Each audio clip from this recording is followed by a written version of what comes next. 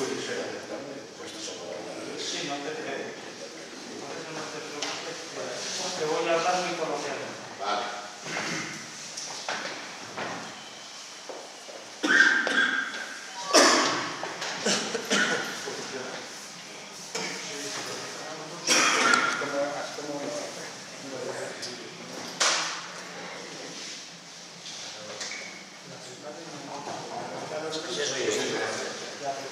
Acércatelo un poco más.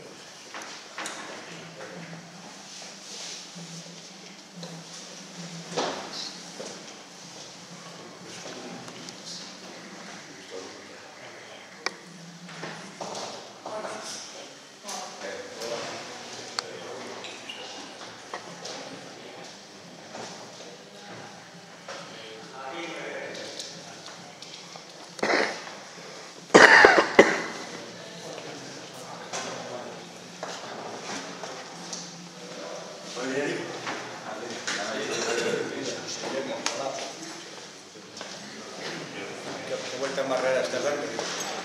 A ver, no pasa por el medio molesta a la gente, joder.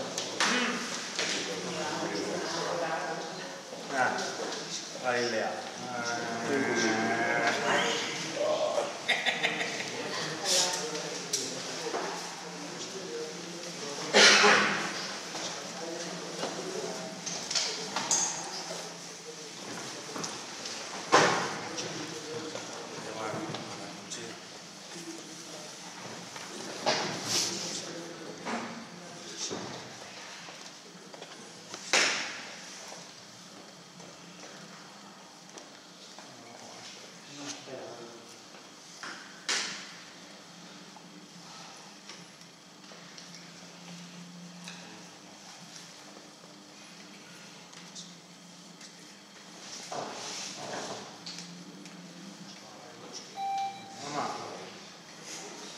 Oye, estoy en la casa. No, estoy en la casa. Estoy en la casa de cultura. Hay una charla sobre casetas y los hombres. La casa de cultura.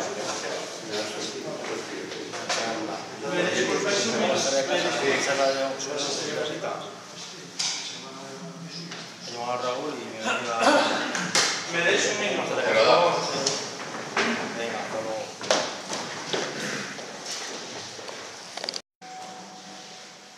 No veo ni cestas ni nada de boca. ¿Cestas? Las cestas, no cestas. ¿Cómo vamos a...? Esa cesta es adecuada para la temporada. Claro. Ahora, si tengo otro, pues que tengo mucha mujer que está operando temprano. Así es la... Sí, Luis. Esa es la Esa es lo buena. Esa es con 1 kilo de cena. Con 1 kilo de cena. No vale eso nada. Esos son microscopios. Las esporas son microscópicas. Que tampoco me vas a Son como semillas de igual por ahí. Ahora son microscópicas, pero son mejores las de vidrio. La del espárrago. Que nos conteste el técnico. Ah, ya, el vidrio son mejores. Tú le preguntas.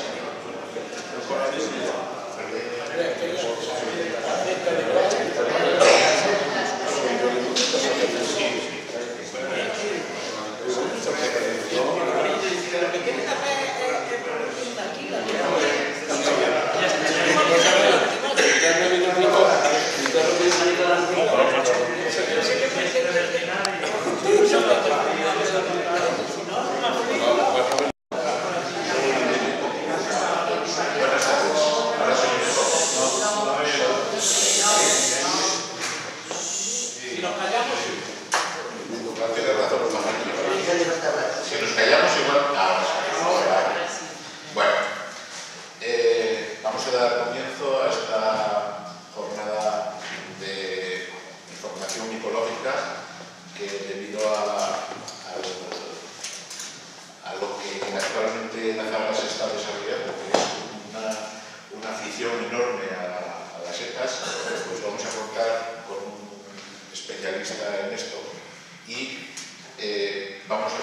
qué tenemos hoy aquí a Josué, que es quien nos la va a dar. Entonces, de unos años a esta parte, aquí en la Zahara ha crecido enormemente la afición a la búsqueda y recogida de setas. Hace años, hace muy pocos, los que estamos aquí cogíamos pocas cosas más que setas de chopo, setas de cardo, lo que llamamos hongos, que no son más que champiñones. Algunos más aventajados, porque a lo mejor habían trabajado en fábricas de conservas, conocían los robellones, y si salían algún pinar, pues a lo mejor cogían algún robellón. Claro, en la Zahara y en los sitios de los alrededores la seta de chopo es muy buscada, y los chopos salen en las orillas de los ríos. Si va uno delante, el de atrás no coge. Con lo cual, o estás muy al tanto de lo que va saliendo, o si no, pues los que están jubilados o parados, pues van entre semana, y cuando los que están trabajando tienen por ahí un trabajo que hacer, pues resulta que llegan y la cosecha ya se ha recogido. Quizás esa fuese la razón por la que algunos de los que hoy estamos aquí pues hemos tenido la necesidad de salir a buscar pues otro tipo de setas. Claro, en un principio, ¿qué es lo que se coge? Pues lo que más grande se ve y lo que más se oye. Se oye hablar de los boletus y todos se nos ponen las gafas a coger boletus y vemos otra cosa que boletus. Bueno, lo cierto es que debido a un montón de circunstancias, posiblemente pues la crisis económica ha hecho también que salgan muchos recolectores, porque puede suponer también una fuente de ingresos adicional, aunque este año el precio que ha habido ha sido muy bajo, ¿no? Sí, 2 euros el kilo. sí, yo... A 4 euros en el aire los estaban vendiendo el otro día. Sí, pero ahí en Soria, no sé euros el kilo. Sí, yo a ver, yo lo que sé, por ejemplo, yo hace 2 semanas estuve en Zamora, que mi madre es zamorana, y allí estaban pagando el níscalo 80 céntimos y el hongo a 2 euros en origen, pero los estuvieron pagando hasta el jueves, porque ya el viernes la fábrica no quería más. Ya no quería más. Bueno, y la maleta cesárea sí que la estaban pagando un poquito más cara a 8 euros. Bueno, pues por toda esta serie de cosas tenemos hoy a Josué Rodríguez, que nos va a transferir parte de sus conocimientos, porque tiene muchos. Ya sabes todo lo que decimos en la Zahara, que el agua va del alto al hondo. Entonces, de donde hay mucho conocimiento, puede venir de los que tenemos menos. Y entonces, sin más, pues voy a exponer un poquitín el currículum de Josué, pues que eso, nació en Bilbao hace 37 años. Bueno, nació en Bilbao porque quiso nacer en Bilbao. Ya sabéis que los de Bilbao nacen donde se les ponen las narices. Bueno, a los 4 años comienza a salir al monte con su padre, quien siembra en él pues esta afición a la micología. Ya a los 8 gana un campeonato infantil de Euskadi de identificación de setas. A los 9, es que no para, organiza su primera exposición en el Centro Castilla y León de Estrabudúa, Vizcaya, con K. A los 11 imparte su primera conferencia sobre setas en el Centro Burgalés de Baracaldo, también de Vizcaya. Desde entonces a hoy, además de licenciarse en Biología en la Universidad Pública Vasca y de colaborar con dicha institución en su departamento de micología médica, ha tenido tiempo para realizar más de 200 exposiciones micológicas e impartir más de 300 conferencias por toda España y Europa, en países como Italia, Alemania, Holanda, Inglaterra y Francia. Ha colaborado igualmente en unas 50 publicaciones técnicas. Viene organizando la exposición micológica de Arnedillo desde hace 24 años. Por si no fuera ya bastante extenso su currículum, hay que añadir que a los 11 años y en identificación de setas Fue campeón de España junior y a los 12 de Europa. Es miembro honorífico de la Sociedad Micológica, de las Sociedades Micológicas de Uribe Costa. Sí es, Vizcaya. sí, es la zona, diríamos, la margen derecha, la zona de la costa de la margen derecha de Vizcaya. Y tiene su propia web de micología a la que todos nosotros podemos acceder. Si queréis apuntar la dirección, si no, supongo que la pondrás por ahí. No, no la he puesto. Bueno, pues es http://micologiajosué.galeón.com. Ahí tiene su página web. Bueno, a pesar de todo ello, todavía le queda tiempo para colaborar activamente con la Asociación Española de Micología, para inculcar su afición y transmitir sus conocimientos micológicos a sus dos hijos de 2 y 5 años, Son esos que están en el... que la acompañan regularmente en sus salidas de monte. Y además le queda tiempo para venir hoy a nuestro pueblo y compartir con todos nosotros sus conocimientos. Así que sin más, Josué Rodríguez, para que aprovechemos de todo lo que podamos.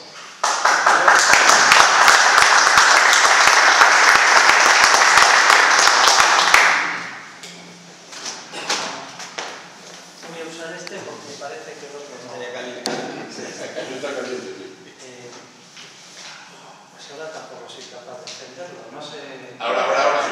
Ahora se oye. No, dale otra vez. Ahora sí, ahora sí. Vale. A ver. ¿Se ve bien o preferís apagar un poquito más de luz? Se ve bien, se ve bien. El momento se ve bien. Sí.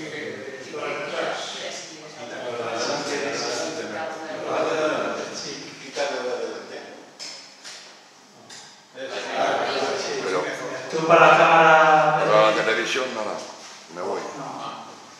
No lo graba la televisión. Sí, sí, ahora lo grabo. Claro. Aquí se ve un poco más claro.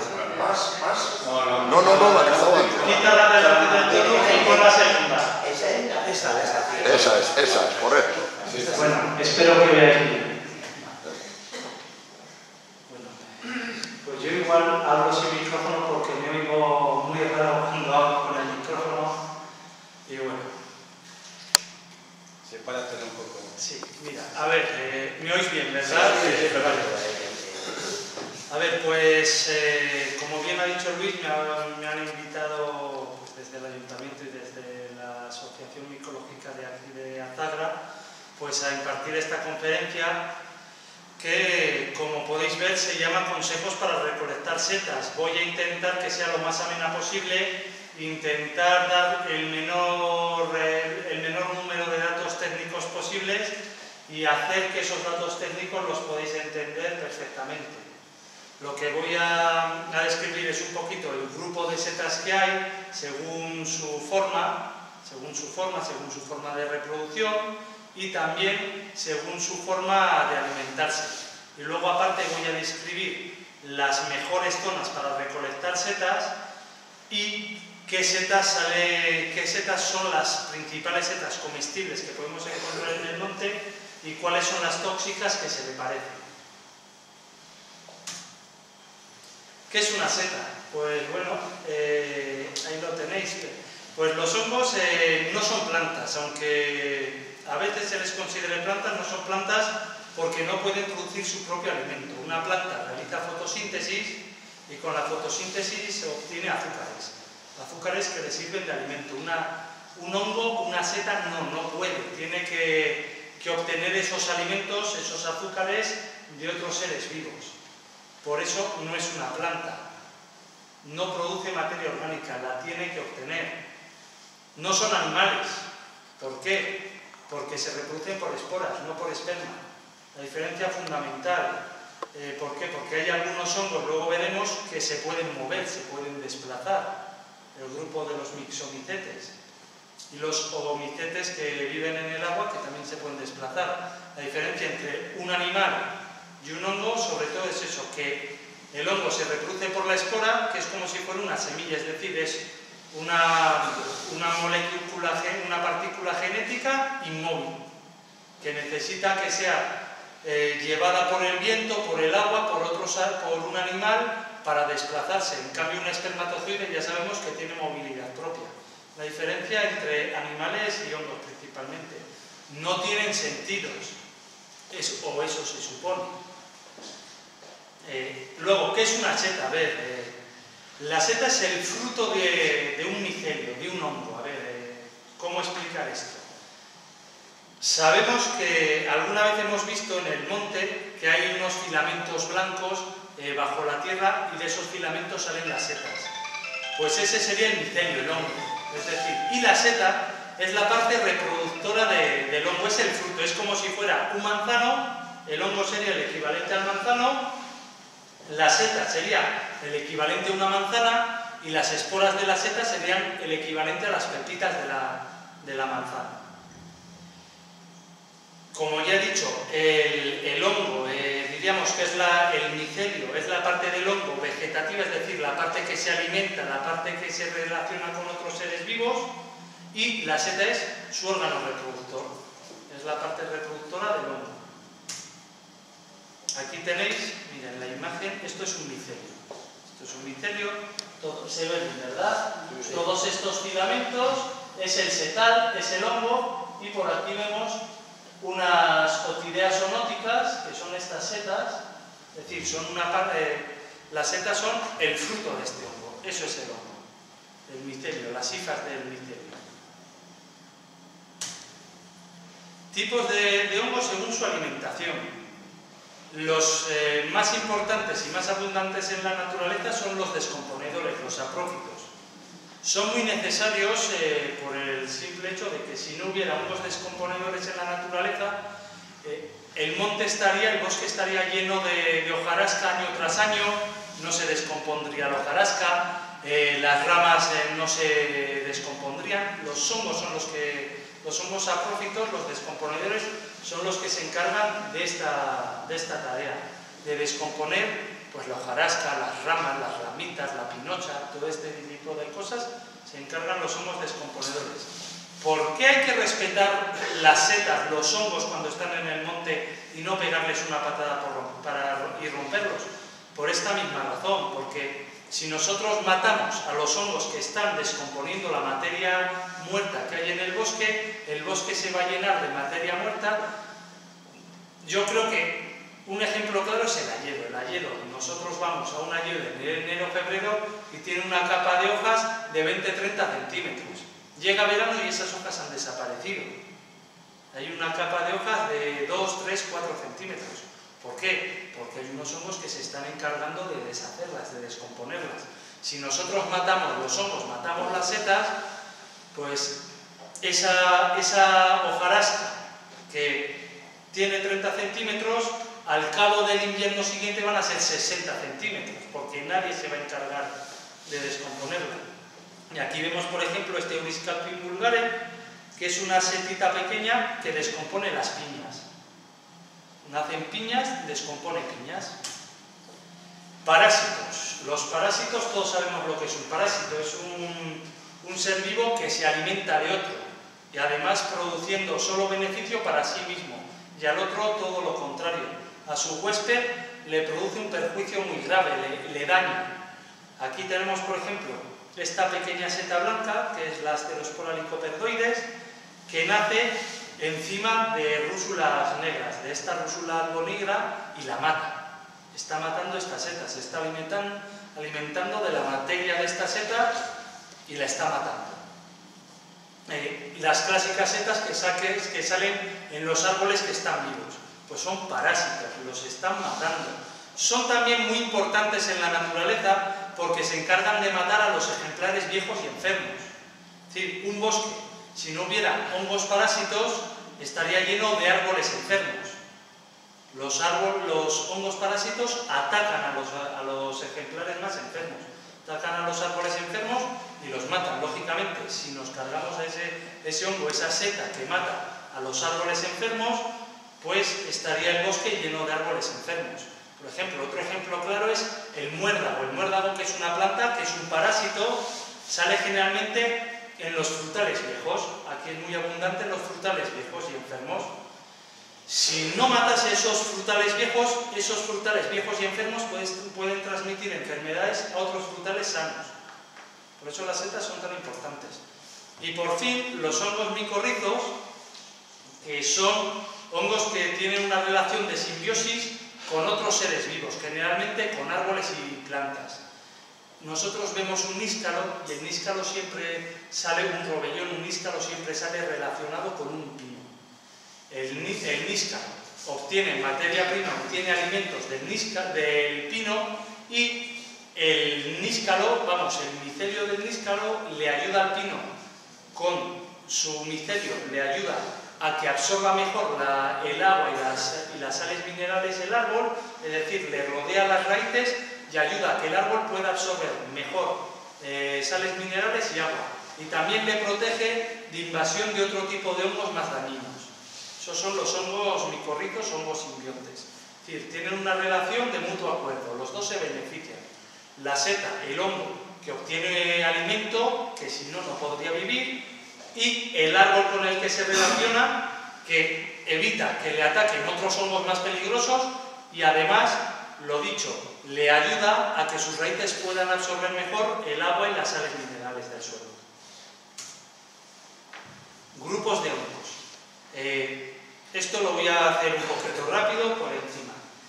Los mixomicetes, lo que he dicho antes, este es un tipo de hongo que es un plasmodio reptante, se desplazan, se mueven, pero no es un animal. ¿Por qué? Porque son esporas bien definidas, tienen pared celular, no tienen flagelos, no tienen como un espermatozoide el flagelo, es decir, la colita del espermatozoide que hace que se pueda desplazar.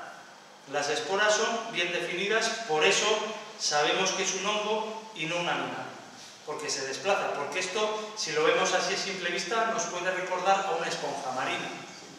La diferencia está que la esponja marina produce espermatozoides y este hongo produce esporas. Otro grupo de hongos, los ascomicetos.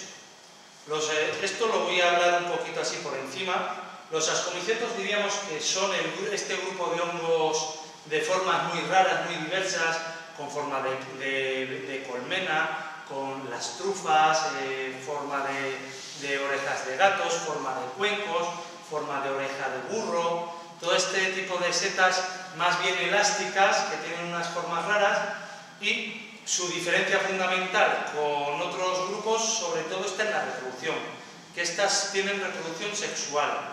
Es decir, las esporas necesitarían una espora masculina y una espora femenina, producir un micelio masculino y un micelio femenino. Al juntarse un micelio masculino y un micelio femenino, tenemos un micelio secundario que va a producir setas. Así, simplemente. Y luego tenemos diferentes órdenes. Los unicelulares o levaduras, que son ascomicetos, sabemos que las levaduras son hongos. Los pecizales, los cuencos, los envelales, que son las colmenillas, las cagurrias, y luego los tuberales, las trufas. Aquí tenemos una foto de un hongo unicelular, un aspergillus. Un aspergillus que, por ejemplo, este es un hongo parásito. Este suele frecuentar los quirófanos y es la típica enfermedad que se coge en un quirófano, suele ser producida por este aspergillus. Un pecizal, la Otidea onótica, lo dicho, forma de cuenco, tiene el exopelidio, es decir, la parte exterior, y el endopelidio, la parte interior, que es la parte que produce las esporas. ¿Por qué todas las setas siempre, el himenio, es decir, la parte productora de esporas, siempre está por dentro? Para que no se dañe esa zona productora de esporas hasta que no esté maduro. Cuando se abre la seta, ya es cuando ya tiene las esporas, cuando ya tiene la parte productora de esporas lista para producir, ya están maduras las esporas. Es decir, ¿por qué no se deben coger setas pequeñas? Porque todavía no están listas para producir esporas. La seta es muy lista. Las setas, por ejemplo, que tienen anillo, están protegiendo las láminas hasta que estas láminas ya tengan las esporas listas para ser soltadas. Claro, si nosotros cogemos una seta muy cerrada, con el anillo bien cerrado, no va a poder esparcir sus esporas. Es decir, ese anillo, por ejemplo, sirve para proteger la zona productora de las esporas, es decir, el himenio. Los elvelales, que son las cagurrias, las colmenillas, esta es una foto de una colmenilla, de una Morchella vulgaris, lo dicho, tienen estas formas tan raras, tan abstractas, y los tuberales, las trufas, una foto de una trufa de verano, un tuber estivo, que salen bajo tierra. Los tuberales son hipógeos, salen bajo tierra. Hay algunas especies que se necesitan perros o cerdos amestrados para poder desenterrarlos, para poder localizarlos y desenterrarlos, y hay otros que cuando son maduros afloran un poco a la superficie y se les localiza mejor. Y luego, diríamos, el grupo de hongos más habitual, el que casi todos conocemos, son los basidiomicetes. Los basidiomicetes, que su característica fundamental es que su reproducción es asexual. Necesitan una espora y otra espora. Necesita dos esporas que se junten los dos micelios primarios, pero da lo mismo del sexo que sean las esporas. No tienen sexo las esporas. Dos esporas cualquiera pueden producir un setal, un micelio. Y las clases principales, los gasteromicetes o pedos de lobo, famosos pedos de lobo, los afiloforales o setas leñosas, setas duras, setas leñosas, y los agaricomicetes o agaricales, que luego están separadas en agaricales, boletales o boletus y rusulares, que son las rúsulas y los lactarios. Los gasteromicetes, vamos a pasarlo un poco por encima y lo vamos a explicar así por encima. Los gasteromicetes son los famosos pedos de lobo o los falales. Los falus son estas setas de olor nauseabundo y muy gelatinosas. ¿Por qué huelen tan mal a carne podrida?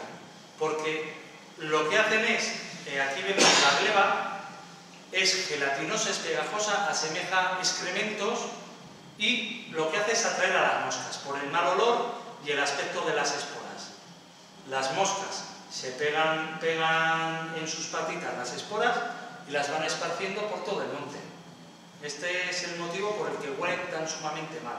Para atraer a las moscas, para que se lleven las esporas y las dispersen. Los nidulariales, los nidos, son estas cositas, los Ciatus striatus, Ciatus stercorius y demás, que es esta pequeña setita, un pequeño cuenco de 1 o 2 centímetros de diámetro como mucho, y lo que tiene es las esporas metidas dentro de estos saquitos.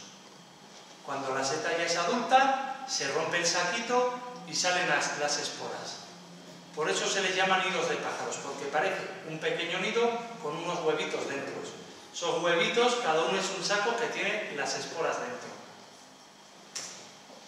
Los licoperdales y esclerodermatales, los pedos de lobo clásicos, es decir, los que cuando pisamos sale polvo, salen esporas cuando los pisamos. Esta es la clásica foto de un pedo de lobo, un esclerodermatitrinum. Por dentro, si la cortamos, tiene las esporas, que cuando son maduras, pues son polvo y salen. Este también es otro claro ejemplo de por qué los hongos son tan inteligentes, en el sentido de que los pedos de lobo no se abren hasta que la espora no está en polvo, no está madura. Y por último los tulostomatales, que son muy parecidos a los anteriores, como la tulostoma grumale, pero la única diferencia es que el pedo de lobo, vamos, la gleba, el pedo que conocemos todos de lobo, tiene un pequeño pie.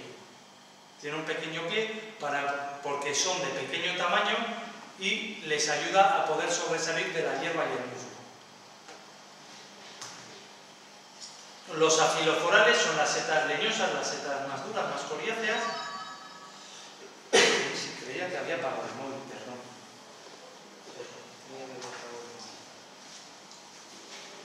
Y ahora vamos a acabar rápido con el tema de describir los diferentes grupos de setas. Pues generalmente son saprófitos, generalmente son descomponedores.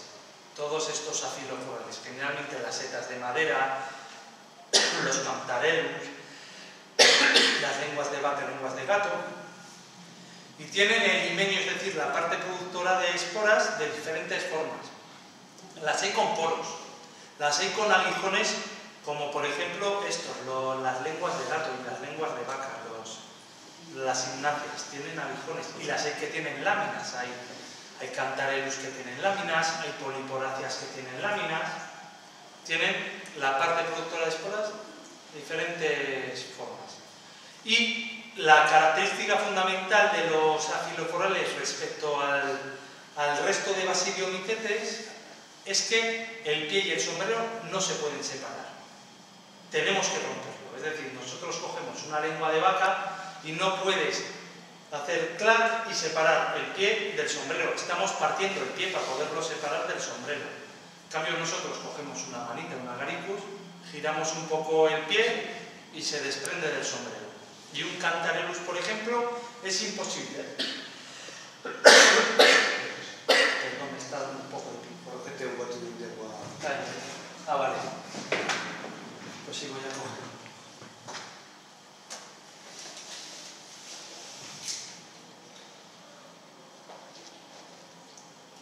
Y los cantarelus, lo dicho, no se sabe dónde empieza el pie y dónde empieza el sombrero. Los agaricomicetes tienen el pie y el sombrero independiente, lo que les diferencia de los anteriores, de los afiloforales, y son formas homogéneas. Es decir, setas con un sombrero clásico y con un pie clásico. Los boletales, el pie y el sombrero son independientes, la carne es esponjosa. El himenio está en forma de tubos, es decir, la parte productora de las esporas está en forma de tubos, y luego esos tubos pueden terminar en poros, como los boletus, o en láminas, como los gonfidius o los maxillus. Los carpóforos, es decir, los ejemplares, son muy carnosos.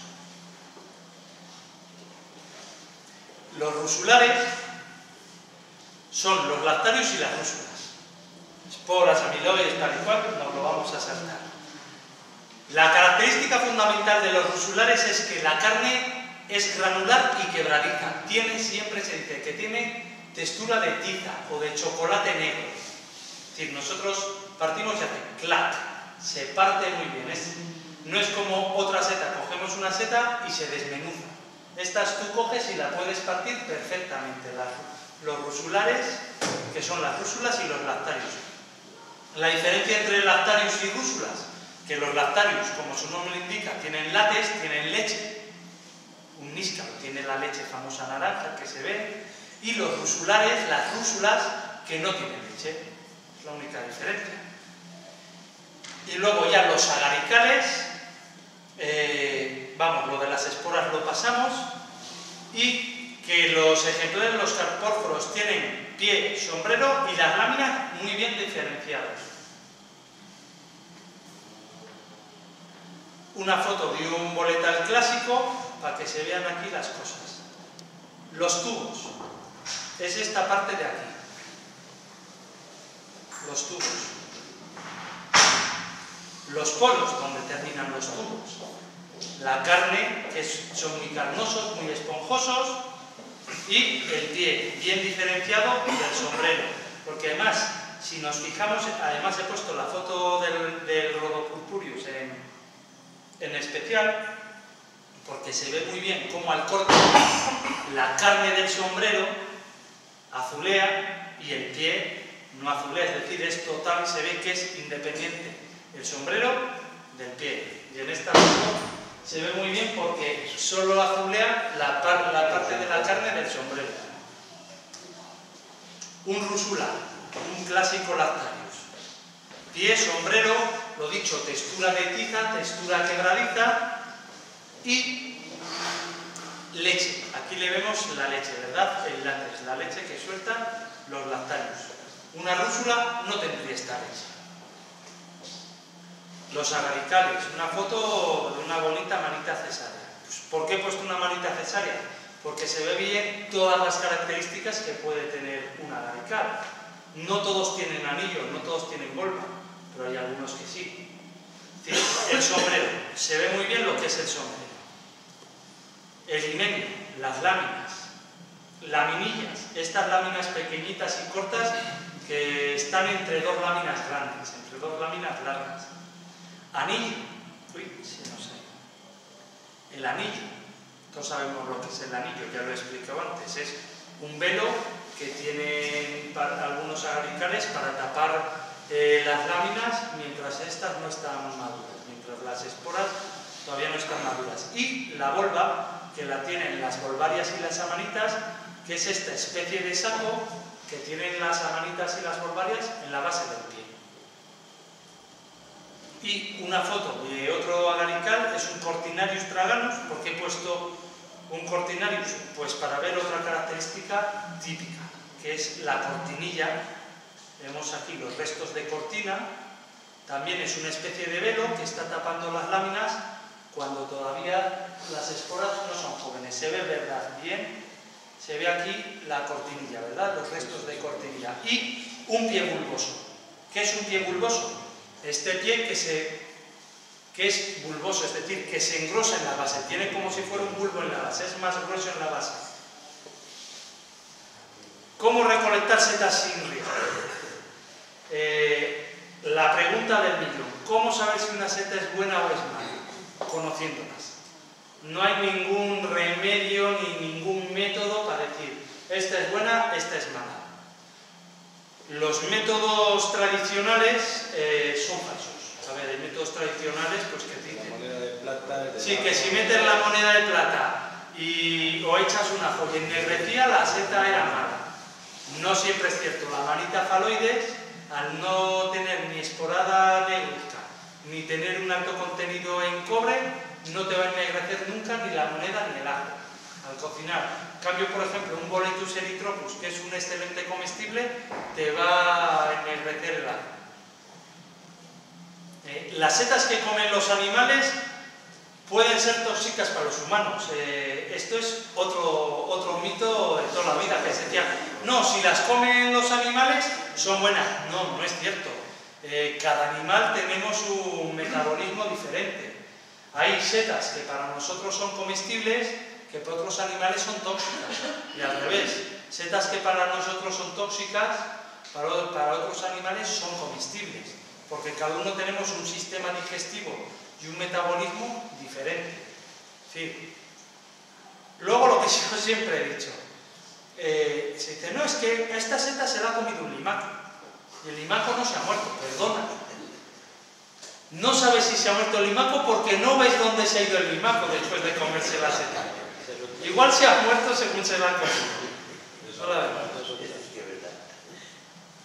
Otro dato muy a tener en cuenta es que una seta buen comestible puede resultar tóxica si está en mal estado o agusanada. Y esto está claro. A ver, nosotros no se nos ocurre comernos una merluza que está pasada, ¿no? Pues una seta que está pasada nos puede producir una intoxicación. Y si está gusanada, lo mismo. Una seta generalmente cuando está gusanada ya está muy deteriorada, está dañada. Y aparte que comer gusanos no nos gusta, ¿verdad? No, pero es que hay gente que come setas agusanadas. Resulta que luego coges una castaña, tiene un gusano y no te comes la castaña. Pero luego coges un Boletus edulis con 2000 gusanos y te comes el Boletus edulis. Si no conocemos una seta, debemos recogerla entera para que un experto nos la pueda identificar. Arrancarla de raíz, arrancarle el pie completo. ¿Por qué? Porque hay setas que su pie nos puede decir muchas cosas. Podemos diferenciar, hay Boletus, por ejemplo, que podemos diferenciar uno de otro si enrojece la base del pie o no al cortarla. Es decir, si nosotros le llevamos a un experto un trocito así de seta, pues, lógicamente, pues no nos va a saber decir lo que es. Hoy día se está poniendo muy de moda identificar las setas por WhatsApp. Mandas una foto y saco una foto de la seta, te la mando por WhatsApp. Pero no me dices ni de a qué huele, ni dónde la has cogido, ni qué tamaño tiene, ni... Ya me entiendes, es decir, ¿me entendéis lo que quiero decir? Que para que nos la puedan identificar hay que aportar el mayor de datos posibles. Si la seta pica, no pica, si huele bien, si huele mal, si huele a almendra, si huele a anís, si está cogida en roble, si está cogida en pino, si es grande, si es pequeña, si había más alrededor, si no había más. Son datos que al experto le pueden servir para ayudarnos a identificar. Y lógicamente, por una foto, arriesgarte a decir, no, es buena, cómetela, es muy arriesgado, porque se te pueden pasar por alto muchas características. Otro método tradicional, el de si una seta es bonita o fea, es buena o es mala. No, a ver, hay setas bonitas como la manita faloides, que es mortal, y hay setas muy feas. Yo qué sé, se me ocurre el Craterellus cornucopioides, la trompeta de los muertos, que es una seta exquisita. Sí que hay setas feas que son venenosas, y sí que hay setas bonitas que son comestibles. Pero hay setas, lo he dicho, venenosas, que son muy bonitas, y setas muy feas que son buenas comestibles. Y como ya lo he dicho antes, que la identificación de una seta mediante una fotografía es un riesgo. Es un riesgo porque, aparte de lo que pongo aquí, que cambian de color y apariencia según la foto. Porque tú sacas con una cámara o con otra y el color tú sacas a una misma seta, una foto con dos cámaras diferentes y el resultado no es el mismo. Ni en color, ni en apariencia, ni en nada. Y aparte, claro, y si lo que he dicho antes, si no sabemos otras características como el olor, como el sabor, tamaño y demás, pues no nos sirve. Y hay un par de aspectos más, convendría decirlos, que son que hay setas que para unas personas pueden resultar tóxicas, sí, o por lo menos no indigestas, muy buenas, sí, y otras que requieren una cocción previa. Sí, eso luego lo iba a decir dentro de las especies principales, no, pero no importa, ya lo digo. Ya lo digo ahora. Como bien ha dicho Luis, hay setas, por ejemplo, la famosa pardilla, que hay a muchísima gente que le resulta muy indigesta, que tiene intolerancia a la pardilla. En las famosas intoxicaciones que supuestamente produjo la tricholoma ecuestre hace unos 10-15 años, supuestamente fue a personas que sufrían intolerancia a esa seta. Es decir, hay gente que ciertas setas, yo por ejemplo, a mí la senderuela me encanta, pero me sienta como un tiro. Es lo que hay, pero me encanta, pero me sienta mal. Consejos para ser un buen setero. Pues ya lo veis ahí todos, que no hace falta coger 20 kilos para ser un buen setero. Con coger unas poquitas para comer y unas poquitas para regalar, ya vale, no hace falta arrasar el monte. Siempre coger ejemplares jóvenes y en buen estado, porque como ya he dicho antes, ejemplares viejos y en mal estado pueden resultar tóxicos. Desechar las setas agusanadas, por lo mismo. Y aparte, lo dicho, no nos gusta comer gusanos. Hay que intentar limpiarlas lo máximo posible antes de echarlas a la cesta. Esto es lógica pura. Si nosotros cogemos una seta llena de arena, la juntamos con unas setas que están limpias, pues las otras setas se nos van a llenar de arena. Y luego vamos a morderlas y clac, clac, clac. Eso pasa mucho, por ejemplo, con la seta de los caballeros o con la tricholoma portentosum, que salen en pinares arenosos muy enterradas, y si no les intentamos quitar la mayor parte de arena que tienen pegadas al sombrero, que es un poco viscoso, antes de echarlas a la cesta, se nos van a llenar de arena todas las setas de la cesta. Es decir, y que luego aparte, cuando llegamos a casa, nos va a costar menos limpiar las setas y prepararlas si están lo más limpias posibles antes de meterlas en la cesta. Aparte, otro motivo, si nosotros todo lo que no nos sirve, las partes que no nos sirven de una seta y la pinocha que está pegada a la seta la dejamos en el monte, pues estamos dejando materia orgánica en el monte, que va a servir de alimento a otros seres vivos. Y por último, pues todos los productos de campo, ya sean setas, ya sean frutos silvestres, ya sean hortalizas, que no vayamos a necesitar, hay que dejarlas en el campo, que están cumpliendo una función. Como ya he explicado antes, las setas descomponedoras descomponen, las parásitas matan ejemplares enfermos y las micorrizas ayudan a los árboles a crecer más sanos y más fuertes. Y lo he dicho, y una planta simplemente Si no la vamos a coger, ¿para qué la vamos a romper? Que siga en el campo y que realice su función. Esto es una foto de lo que no se debe hacer. Sí. Aquí tenemos un claro ejemplo de 200 kilos de boletos viejos, pasados, ausanados, sucios. Sí. Esto es un ejemplo claro de lo que no se debe hacer cuando se va por setas. Consejos para ir al monte. Evitar ir solo al monte. ¿Por qué? Está claro, si nos pasa algo, nos perdemos, nos rompemos simplemente un tobillo, nos torcemos un tobillo a 5 kilómetros del coche, si no hay nadie a quien podamos avisar de que nos eche una mano, complicado. Y en caso de ir solo, porque no queda más remedio, que la gente que nos conoce sepa exactamente a dónde vamos a ir. Y si nos pasa algo, si no vuelves a casa, saben de sobra dónde estás y por dónde te has podido perder. Evitar los días de niebla y las últimas horas de la tarde. Esto es lógico. Con la niebla nos perdemos, nos desorientamos porque no vemos. Perdemos las referencias. Y las últimas horas de la tarde, está claro. Si vamos ahora que anochece a las 6 de la tarde, nos vamos a las 5:30 al monte, andamos 2 kilómetros para arriba, a las 6 de la noche, nos anochece y no vemos. ¿Cómo salimos del monte si no vemos? Hay que evitar la niebla y, lógicamente, las últimas horas de la tarde. Entonces, muchas veces está viendo. Sí, te pierdes hasta viendo a veces. Siempre hay que utilizar un camino, un río o una línea eléctrica como referencia. Es decir, si nosotros, por ejemplo, dejamos el coche junto a este camino y tiramos hacia la derecha del camino, está claro que si vamos hacia adelante, luego, si nosotros vamos hacia adelante, cuando retrocedamos, si hemos dejado el camino a la izquierda, sabemos que luego lo tenemos que tener a la derecha. Con un río nos pasa lo mismo. Si primero lo tenemos a la izquierda, cuando volvemos sabemos que lo tenemos que tener a la derecha.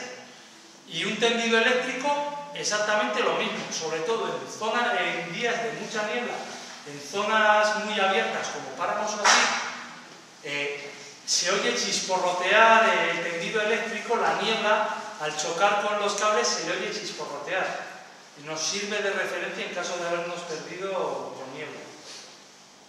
Y luego, aparte, una cosa lógica, un camino siempre va a ir a otro camino y un río siempre va a ir hacia un pueblo o hacia otro río. Si nos perdemos, lo dicho, y estamos a lo de un río, siempre hay que extender por el río, porque vas a llegar o a un pueblo o a otro río que nos va a llegar a un pueblo. Eso es así de claro. Aunque te tires andando 20 kilómetros, sí, pero no te has quedado perdido en el monte y se te ha hecho de noche. Estás andando paralelo al río que sabes que te va a llevar a una zona habitada. Llevar ropa y calzado cómodo, acorde a la temperatura que hace. Lógicamente, si hace 20 grados no vamos a llevar un polar, y si hacen 2 grados bajo cero no vamos a ir en mangas de camisa. Y luego, calzado cómodo. Para mí lo más cómodo para ir al monte es una bota con boretés, con simpatés, vamos, con una membrana impermeable. La bota de goma para mí es muy incómoda y puede producir graves torceduras de tobillo. Llevar cesto de mimbre o castaño. ¿Para qué? Para que las esporas puedan caer al suelo y que la seta aparte no se machaque, no se magulle.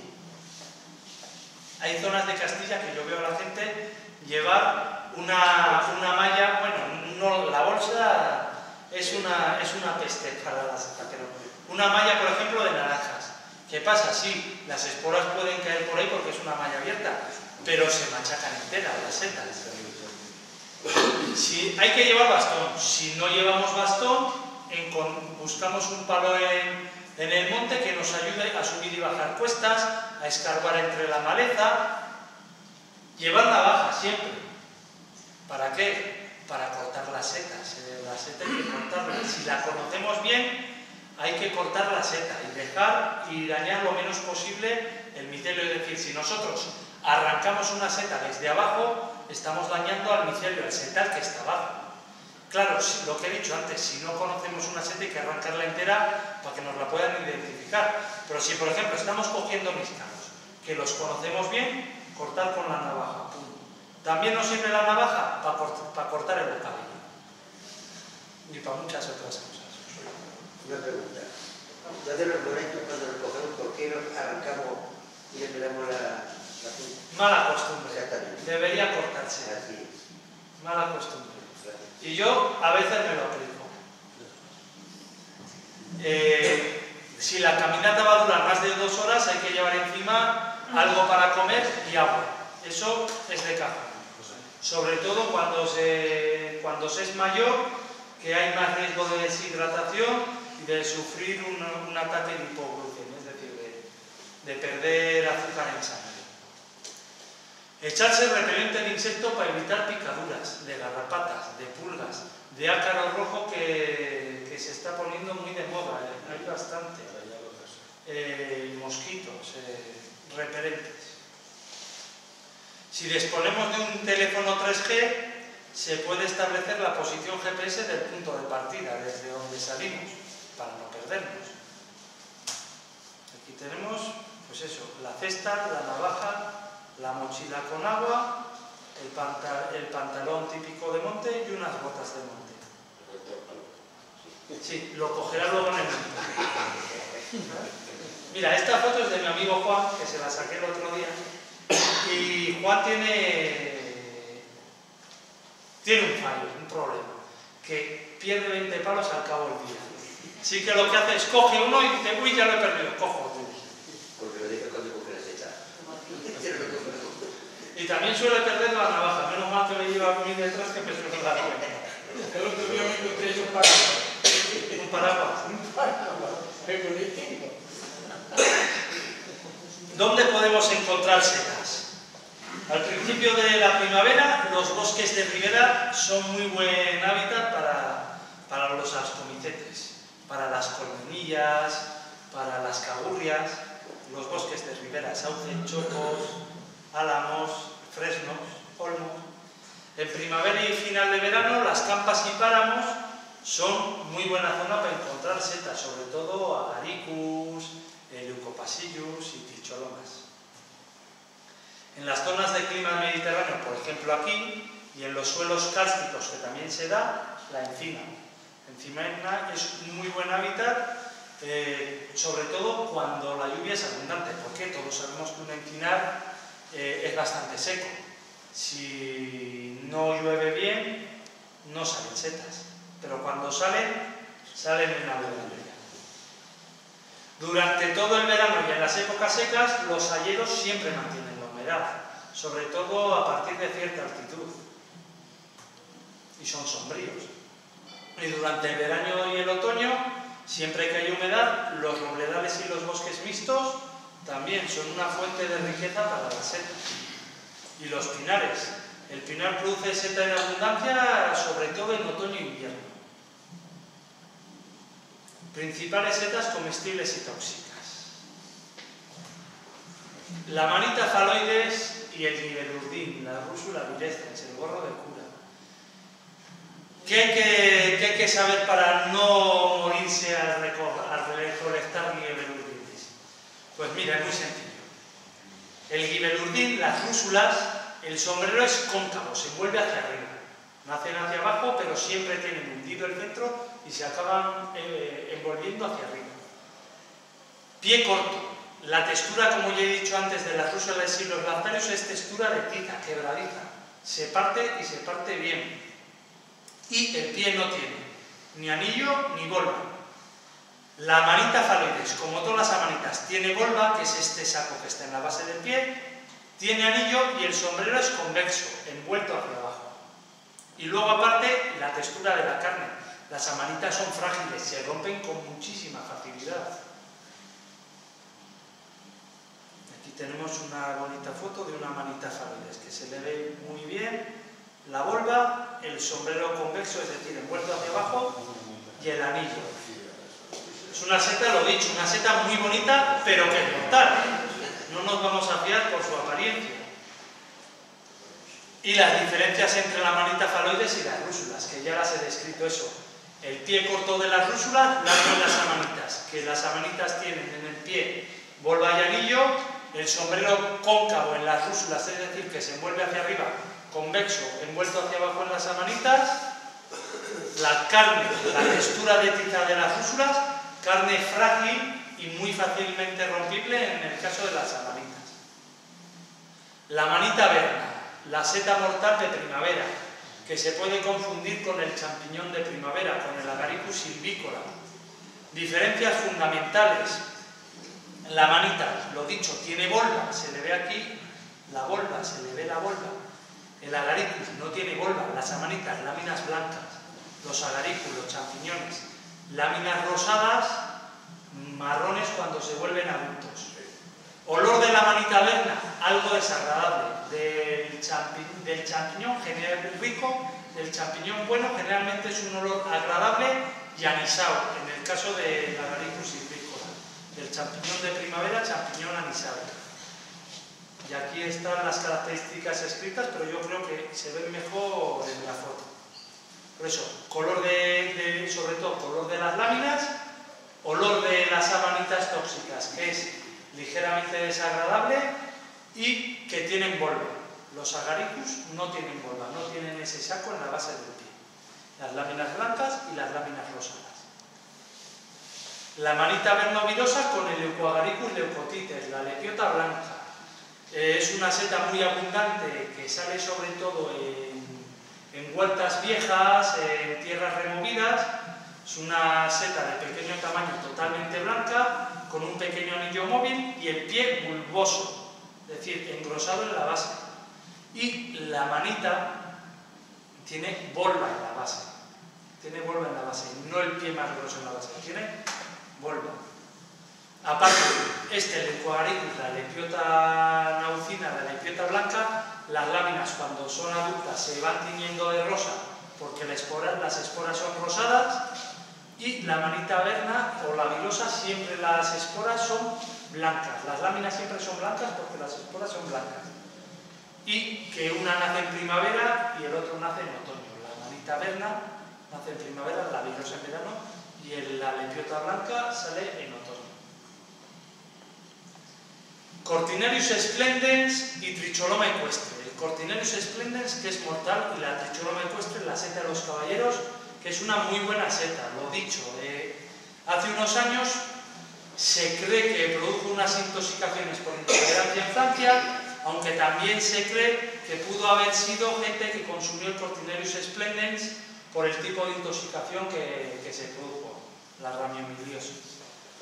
El Cortinarius, pues como todos los Cortinarius tienen cortina cuando son jovencitos y luego se le queda un color óxido, se queda un color herrumbre, un color óxido. ¿Por qué? Porque las esporas generalmente son de color óxido, color hierro, la de los Cortinarius, y además, lo dicho, la cortinilla, la hemos visto antes en la foto de lo que era un Cortinarius, siempre se queda de un color óxido. Aparte es una seta de un aspecto más sucio, más feo. La seta de los caballeros es una seta bonita, brillante, que llama la atención cuando la ves. El Cortinarius mortal, el splendens, es una seta que cuando está fresca y recién cogida es muy bonito, pero enseguida se pone muy feo y muy sucio. Decir que esta seta produjo la intoxicación más importante de la historia en el año 1953 en Polonia, en un pueblo que se llamaba Grizmala, confundiéndola con la seta de los caballeros. En un banquete de una boda lo comieron 147 personas y se murieron 23, creo, y el resto muy graves. Una seta mortal, la Galerina marginata, es una seta muy pequeñita, de pequeño tamaño, que sale en restos de madera muerta, con un pequeño anillo y el borde muy dentado, de un color marrón y el borde muy dentado, borde marginado, por eso se le llama así. Láminas de un color ocre y una seta pequeñita que sale en restos de madera, mortal. No se puede confundir con ninguna seta comestible porque sale en madera y es muy pequeñita. Otra seta mortal, el bonete, la Gyromitra esculenta, y una colmenilla, la morchela deliciosa, que es una seta, como su nombre indica, es deliciosa. El bonete se puede comer, lo que pasa, ¿por qué? Aunque sea mortal, porque es que la toxina que tiene la gyromitrina es volátil. Si la desecamos bien, se volatiliza la toxina y la podemos comer. Yo no me arriesgo a comérmela si no está bien seca. Es decir, mejor pasamos de ella. Sí. Y la diferencia fundamental entre las dos es que la Gyromitra esculenta tiene forma de cerebro. Tiene forma de cerebro. Y las colmenillas tienen forma de colmena. He puesto esta foto de la morchela deliciosa porque justo era una foto que salían muy cerrados los alveolos, muy prietos, para que se vea que podría llegar a dar lugar a la equivocación, pero la forma es totalmente diferente. Las colmenillas tienen eso, forma de colmena, la Gyromitra esculenta tiene forma de cerebro, aparte es de un color granate marrón, y las colmenillas son de un color gris rosado, la deliciosa, y el resto de colmenillas son más bien anaranjadas. Las lepiotas mortales y las macrolepiotas, es decir, las galampernas y las falsas galampernas. La lepiota alveola, que es mortal, y la macrolepiota procera, la galamperna, el parasol, que es una seta exquisita. ¿En qué se diferencian? En todo. Sinceramente se diferencian en todo. Todas las intoxicaciones que se conocen por lepiotas han sido o accidentales, niños, ha habido varias intoxicaciones de niños, porque además son muy frecuentes en los parques y en los jardines. Ha habido niños, las han cogido, se las han comido, se han intoxicado. O las confunden con la seta de canarilla, con la senderuela. Porque es que la galaperna es una seta que ya cuando nace ya es así, simplemente es gruesa, es gorda, es ancha. Esta seta, las microlepiotas, la lepiota bauderi, por ejemplo, que sale en la foto, son setas muy pequeñitas, de 3-4 centímetros de diámetro, pie muy cortito, 4-5 centímetros, el anillo que se rompe, es débil, y son eso, muy pequeñitas, cuando nacen son una cosita así, casi un alfiler. Las macrolepiotas cuando nacen, cuando ya rompen la tierra, ya son del tamaño de un tapón de una botella, así de anchas. Y luego cuando crecen, se hacen de 15, 20, 30 centímetros de diámetro o 15, 20 centímetros de altura. Anillo carnoso, anillo móvil, lo podemos mover por el pie sin que se rompa. Las escamas grandes, se las podríamos quitar al sombrero sin romper el sombrero, que es carnoso. En cambio las otras, si les intentásemos quitar las escamas, romperíamos la seta. Y luego el olor. Las microlepiotas huelen prácticamente todas a gas, tienen olor desagradable. Las macrolepiotas tienen un olor rico, un olor a seta rica. El champiñón y el níscalo, el Lactarius deliciosus. Y el Lactarius pubescens, el níscalo falso. No hay que confundirlos. Diferencias fundamentales. Pues entre el níscalo bueno y los níscalos falsos, que hay varios, las diferencias fundamentales es que el níscalo bueno siempre las láminas son anaranjadas o rojizas en el grupo del Sanguiflux y la leche es o naranja o roja. Nunca las láminas ni son blancas ni la leche es blanca. En estos, los níscalos falsos, los lactarios falsos, las láminas son blancas y la leche que suelta es blanca. El níscalo, al cortarlo, la leche es naranja. Y si fuera el Lactarius sanguiflux, el lactario sangrante, la leche es de color sangre y las láminas son anaranjadas rojizas. Y en los níscalos falsos, las láminas son blancas. Pero también hay que tener cuidado con el Passius symbolotus. Cada vez hay más gente que está confundiendo el níscalo con el Passius symbolotus, que es mortal. El motivo, la inexperiencia, porque un Passius symbolotus y un níscalo son como la mañana y la noche. Son totalmente diferentes. El Passius symbolotus es una seta esponjosa, es un boletal con láminas, una seta esponjosa, que se mancha de negro, se mancha de óxido. Muy fea, es una seta fea, de un aspecto desagradable. En cambio el níscalo es anaranjada, se nos puede manchar de verde. Sabemos que el níscalo a veces se mancha de verde. Que se manche de verde no quiere decir que esté malo. Pasa que se ha oxidado y se ha manchado de verde por el contenido en cobre que tiene. Se ha manchado de verde. Eso sí, si cogemos un níscalo que está completamente verde, pues probablemente esté bastante pasado, que hay que desecharlo. Y el níscalo, lo dicho, echa leche, echa látex. Lo cortamos y al corte echa leche naranja. El Passeus involucrus no echa leche, lo único que hace es que se mancha, porque es una seta que se ensucia con facilidad. Vemos aquí que le hemos tocado el pie y se ha manchado de negro, de marrón negruzco. Es también muy abundante en los pinares, al igual que el níscalo, pero hay que evitar confundirlo porque es mortal. Y lo dicho, es muy diferente, es una seta fea, una seta sucia, una seta esponjosa. Y en cambio el níscalo es un lactario, lo dicho, carne con textura de tiza, carne quebradiza, y echa leche, y es una seta de aspecto agradable, aspecto bonito. El champiñón falso, el Agaricus xanthodermus, y el champiñón de campa. No hay que confundirlos porque el Agaricus xanthodermus, el Agaricus xanthoderma, el agarico amarillante, el champiñón falso, produce bastantes intoxicaciones, produce todos los años unas cuantas. Las diferencias fundamentales, bueno, ¿por qué? Porque se parece así a simple vista bastante a un champiñón. Diferencias fundamentales.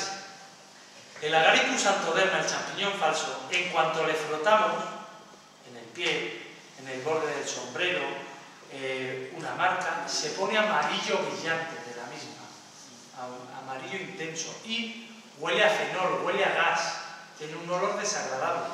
En cambio el champiñón de campa no amarillea al contacto, si le raspamos no amarillea, y tiene un olor agradable, no huele a gas, no huele a fenol.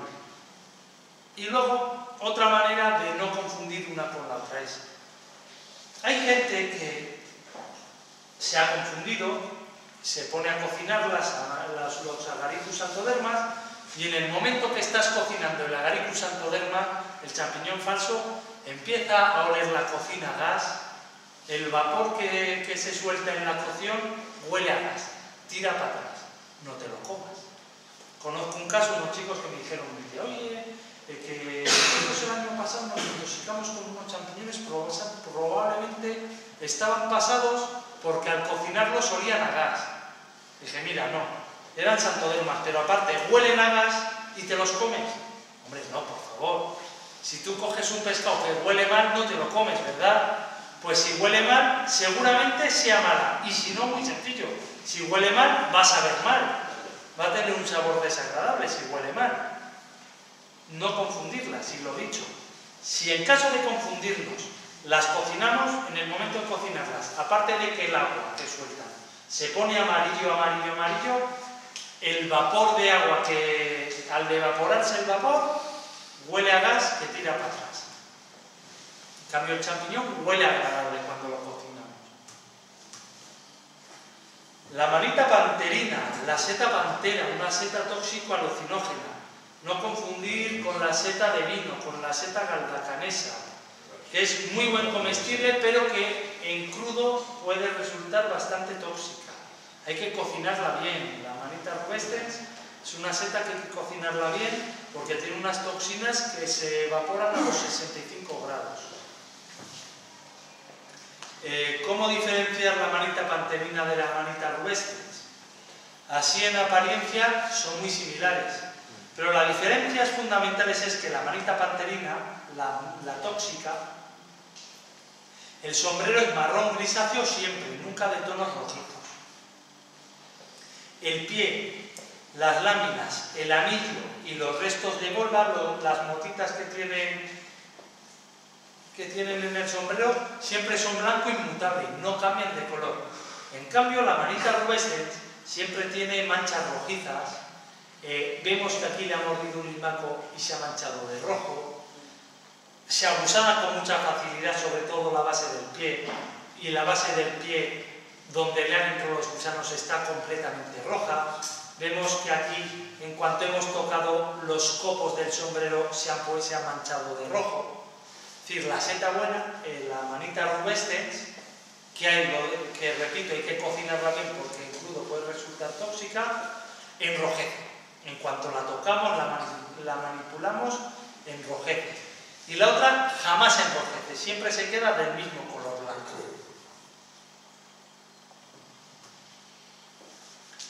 La manita muscaria, alucinógena, la seta de los enanitos. Y la manita cesárea, los huevos del rey, el culeto, no hay que confundirlas. Así en aspecto son muy diferentes, ¿no? A simple vista. Lo que pasa es que cuando llueve, las amanitas muscarias a veces pierden los copos del sombrero, las motitas del sombrero con la lluvia. Diferencias muy fáciles. La manita muscaria tiene las láminas, el pie y el anillo blancos. La manita cesárea amarillo limón. Y luego la manita muscaria, la bola es prácticamente inexistente porque se ha quedado desmenuzada en el sombrero en forma de copos, y la de la manita cesárea es en forma de saco, es grande y en forma de saco. Y que la manita cesárea, según la vemos, según se la ve, la primera vez que ve uno una manita cesárea, no se le olvide la imagen porque es bellísima, es una seta preciosa, y además ese brillo que tiene el pie, las láminas, el anillo, ese color amarillo limón que tiene un brillo especial que la hace inconfundible con la manita muscaria. El Boletus erythropus, el boleto de pie rojo, como ya he dicho, es muy bueno, pero azulea mucho, y hay veces que la gente le ve que azulea y le da miedo. Pero no hay que tener miedo. A ver, ¿es comestible? Muy buen comestible. ¿Cómo diferenciar el Boletus satanás, que es el boleto venenoso, o el Boletus purpureus, Rhodopurpureus, del erythropus? Mira, hay una característica que es común a todos los boletos comestibles. Bueno, no es cierto, me estoy liando. A ver, sí que hay una característica que es clave, que es todos los boletos de sombrero marrón, todos son comestibles. No hay un solo boleto que tenga el sombrero marrón que pueda ser o tóxico o amargo. Todos los que tengan el sombrero marrón son comestibles, todos. El Boletus erythropus tiene el sombrero marrón aterciopelado, los poros rojos, y el pie es amarillo, pero está recubierto de un punteado muy fino rojo que le da ese aspecto rojizo al pie. Pero cuando se deslava se ve que el pie en sí es amarillento, pero con los puntitos rojos. Y en cambio el Boletus satanás, el sombrero es blanco, completamente blanco. El pie, la parte de arriba es amarillenta, la parte de abajo es más rojita. Y es reticulado, tiene una redecilla marcada por todo el pie, cosa que el erythropus no tiene este retículo, tiene lo dicho, unos puntos. Los dos al corte azulean. El Boletus satanás, pero bueno, otros boletos tóxicos como el Rhodopurpureus, el Rhodosanthus, azulean inmediatamente, el satanás no azulea tan rápidamente ni tan esto, y el erythropus azulea inmediatamente. Pero una característica que a mí me gusta recalcar mucho y que nunca se dice el Boletus erythropus es la carne, que es color amarillo limón. Tiene un amarillo limón muy brillante y en cuanto la cortamos azulea, pero se sigue viendo que el color de la carne es de un amarillo limón muy característico. Si enseguida se va el color azul del cobre oxidado, se va y vuelve a recuperar el Boletus erythropus, la carne vuelve a recuperar el color amarillo. Más un color amarillo muy agradable. Pero eso es mala. No, el Boletus erythropus, el de pie rojo, es muy bueno, es una seta exquisita. No, pero mira las setas que son menos rojas, como esa, pero que aporte. Azulean, no. Esa es la característica del libro de que no era bueno. Pues no, es una característica falsa. Las setas que azulean o ennegrecen al corte es porque tienen un alto contenido en cobre. El cobre sabemos que en la naturaleza es rojizo, pero cuando se oxida el cobre, ¿qué le pasa? Se pone azul verdoso, ¿verdad? Negruzco. Les pasa a gran parte de los boletus lo mismo. Tienen un alto contenido en cobre que Cuando lo cortamos, entra en contacto con el aire, entra en contacto con el oxígeno y por eso azulea. Por el alto contenido en cobre que tiene, se oxida inmediatamente el cobre que tiene la composición. Eso no quiere decir que sea tóxico. Es decir, que azulee no quiere decir que sea malo. Sí que es verdad que el Boletus satanás, Rhodosatus, Rhodopurpureus, sí que azulean, pero lo dicho, la característica fundamental es que el Erythropus tiene el sombrero marrón y los otros tienen el satanás blanco y sus compañeros rojo, rosado, colores brillantes. El Erythropus siempre marrón. Y lo que he dicho antes, todos los Boletus con el sombrero marrón, todos son comestibles. No hay ni un solo Boletus de sombrero marrón que pueda ser tóxico. Pueden ser más ricos, menos ricos. Pero venenoso y amargo no lo va a ser si tiene el sombrero marrón. Se siguen dejando a familias, a cientos. Sí, este es un Boletus que se deja muchísimo en el bosque. Si no le dan patadas. Si no lo rompen. Pero es muy rico. Para mí es una de mis setas favoritas. Por su textura sobre todo, que es muy duro, es muy bueno, por ejemplo, para hacer croquetas. A mí me gusta mucho para hacer croquetas. Otras dos setas que no hay que confundir. La panadera, la molinera, la chivata que se le llama. ¿Por qué se le llama chivata? Los que cogéis Boletus sabéis por qué se le llama chivata, ¿verdad?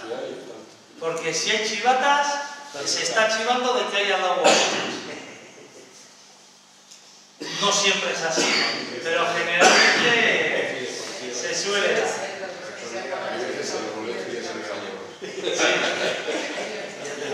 Que es una seta muy rica, es una seta muy rica, un olor muy agradable, y en cambio la Clitocibe cerusata o la de albata, la cerusata y la de albata son prácticamente iguales, la diferencia está que la cerusata es de pino y la de albata es de roble.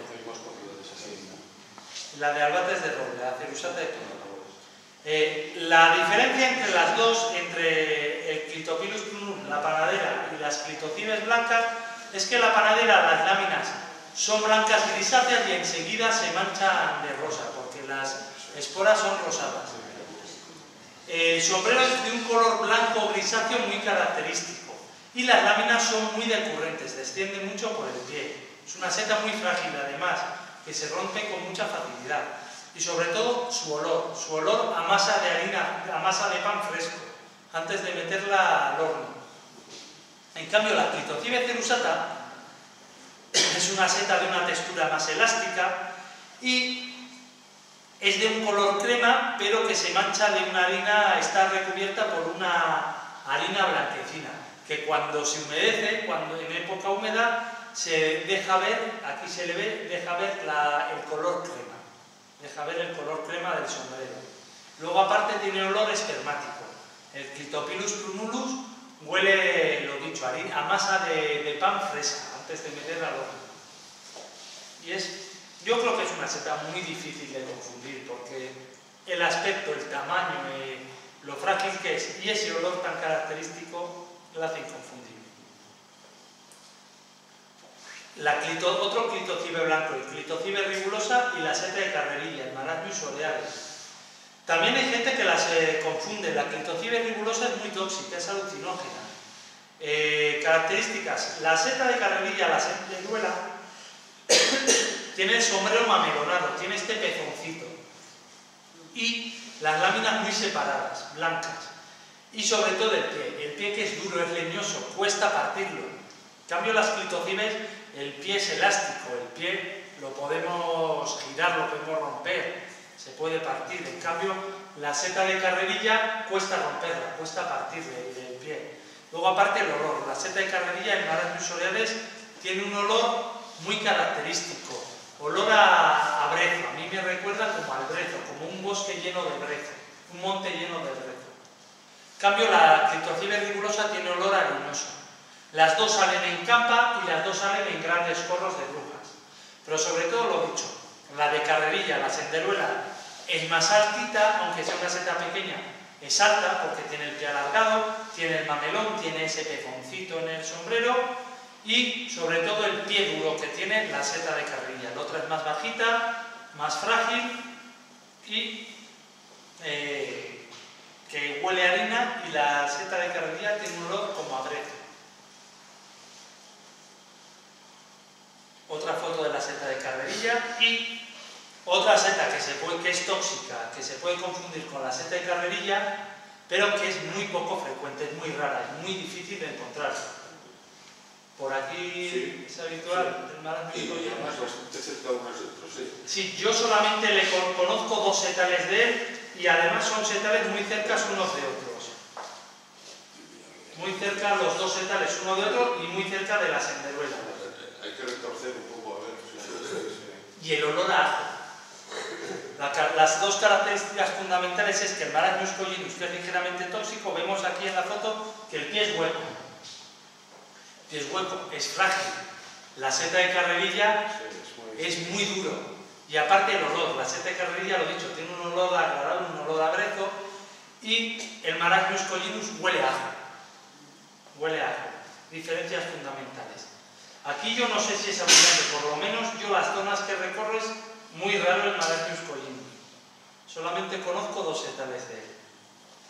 Eso sí, todos los años salen. Y en Urbosa también suele salir bastante esa cosa. Sí, en las campas hacia Zudaire, no, por arriba de este. por arriba, más arriba. Sí, pero digo, las campas que hay Sí, entre sí, Urbasa sí, sí. bajando hacia Zudaire. Sí. Las que sale bola de nieve un montón. El Entoloma libidum, la seta que más intoxicaciones produce todos los años. Navarra por lo que veo. Sí, y en el País Vasco. Y generalmente es por confusión con el perrechico, no con la pardilla.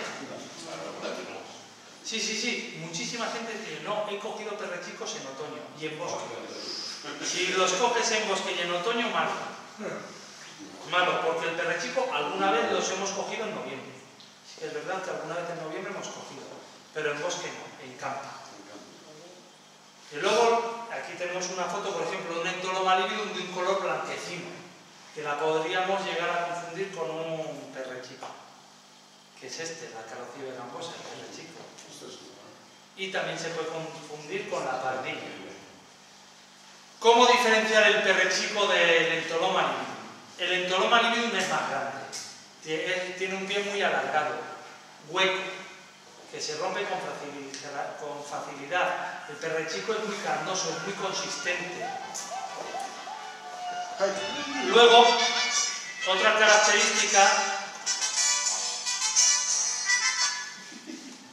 característica son las láminas.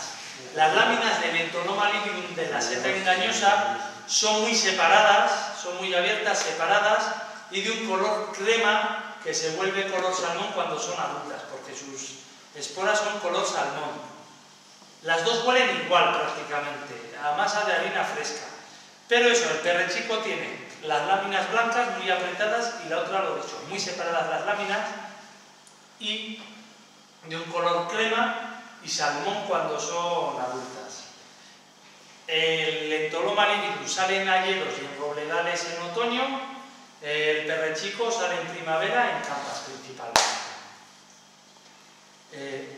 Y la diferencia con la pardilla, con el Clitocybe nebularis, que como he dicho antes es una seta que hay gente a la que le resulta muy indigesta, bien cocinada, mal cocinada, pelada. Al que le sienta mal la pardilla le va a sentar mal de cualquier manera que la prepares. Las diferencias entre las dos son de un color gris parecido, pero las láminas, como ya he dicho, el Entoloma libidum son separadas, son de un color crema rosado y son escotadas. Es decir, se cortan antes de llegar a la base del pie. Perdón, antes de llegar al pie. Se cortan antes de llegar al pie. Y en la Clitocybe nebularis, en la pardilla, la lámina es decurrente, es decir, desciende por el pie. Desciende por el pie. Además es una lámina inclinada y que desciende por el pie. Luego el olor. El Entoloma libidum huele a harina fresca, a masa de pan fresca, y en cambio la pardilla huele a pardilla. Tiene un color característico, un olor serrano muy difícil de de comparar con otras cosas. Huele a pardilla. Pardilla huele a pardilla.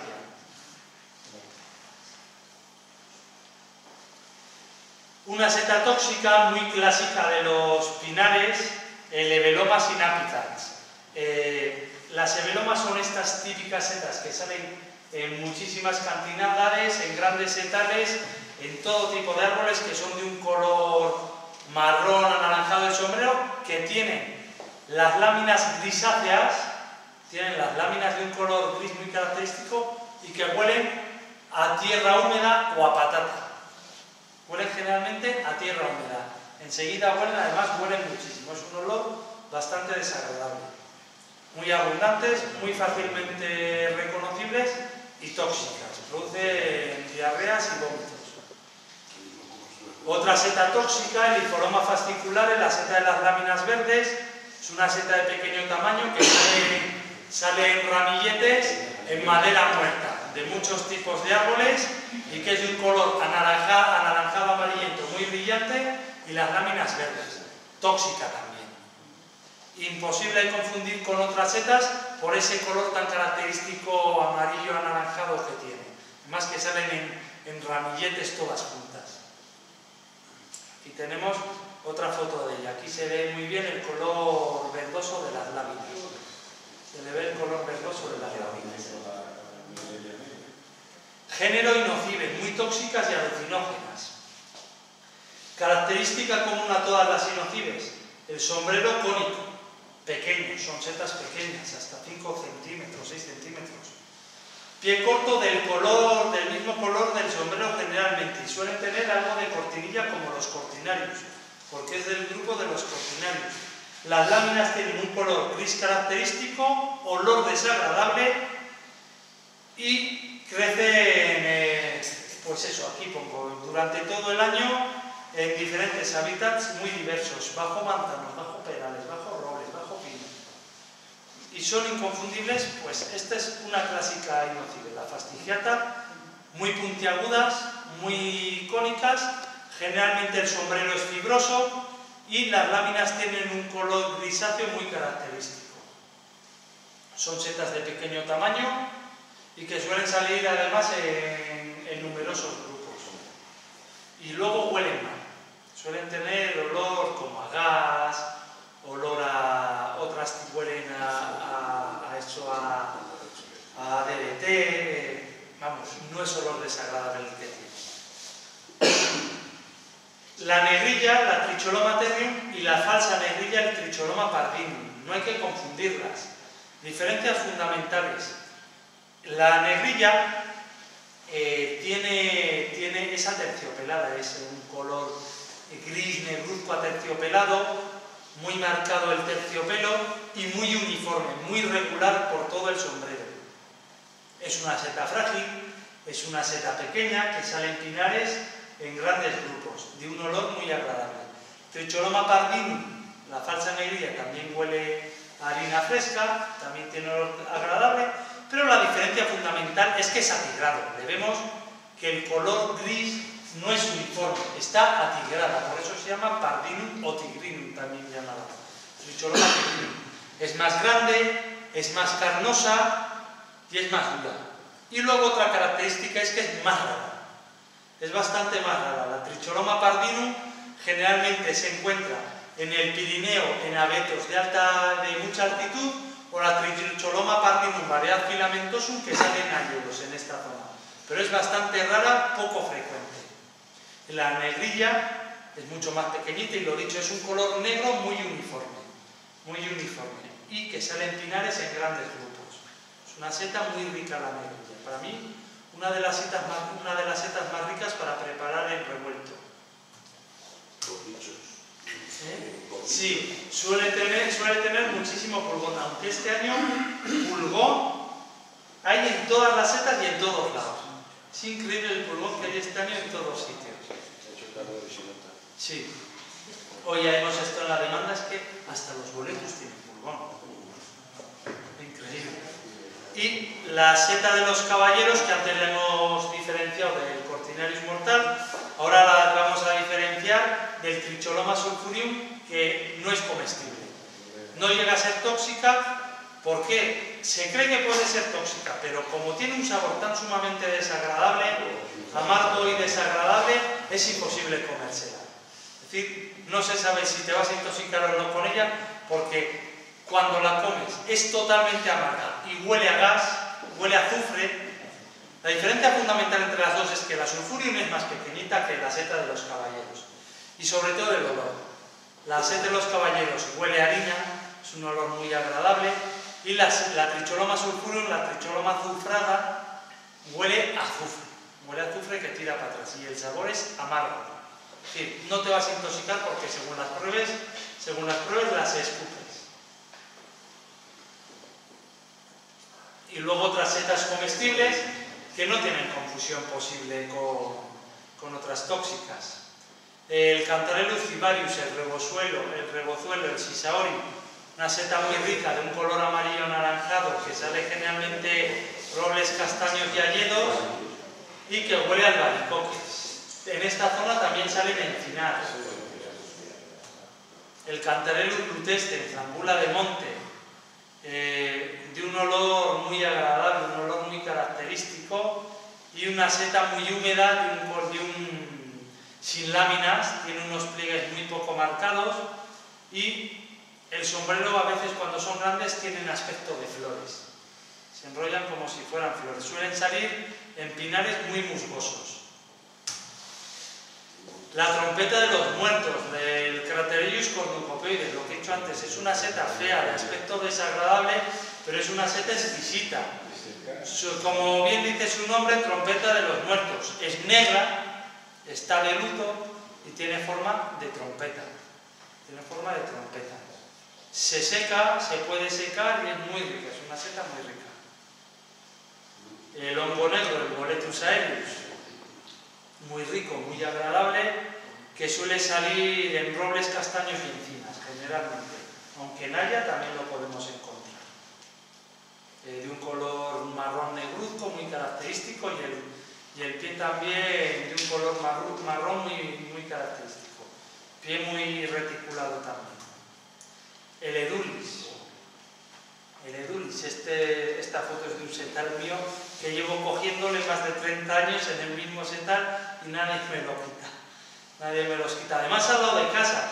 Amén. Os puedo decir que de la ciudad donde vivo yo. No de muchas pistas. No, digo, este setal, está en donde vivo yo, está a menos de 500 kilómetros de la ciudad, hoy menos de 500 metros, perdón, de la ciudad, y va muchísima gente a ese sitio, va muchísima gente. Este setal nunca lo encuentro. ¿Por qué? Porque es impensable que esté ahí el setal. Bueno, que sale el edulis, que es de un color más crema, a veces es anaranjado, a veces más blanquecino, es de un color marrón más oscuro, pero generalmente el pie suele ser blanquecino, de un color ligeramente crema. Por los blancos que se tornan amarillo verdosos cuando son viejos, igual que los anteriores. Sale en robles, en pinos, en abedules, en hayedos. El edulis, la verdad, que es una de las setas comestibles menos exigentes en cuanto a hábitat. Yo la he encontrado hasta debajo de higueras. Debajo de higueras lo he encontrado yo. El Boletus pinicola. Se le llama pinícola porque sale en pino, pero también sale en hayedo. También sale en hayedo. Es de un color más rojizo que el edulis, arrugado, el sombrero es más seco, más arrugado, y el pie tiene una tonalidad marrón rojiza. Suele ser de mayor tamaño, más grande y más carnoso, que también se abusará con más facilidad que el edulis. Y menos olor, ¿no? Huele menos. Y menos aromático que el edulis. Miren el olor del edulis, yo hoy lo he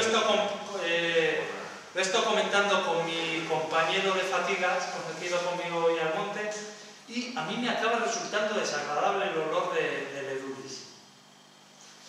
Un olor como amargo, no tiene un olor excesivamente agradable el edulis. Es un olor, además, lo que es muy fuerte, cosa que el pinícola, el Pinophyllus, no huele apenas.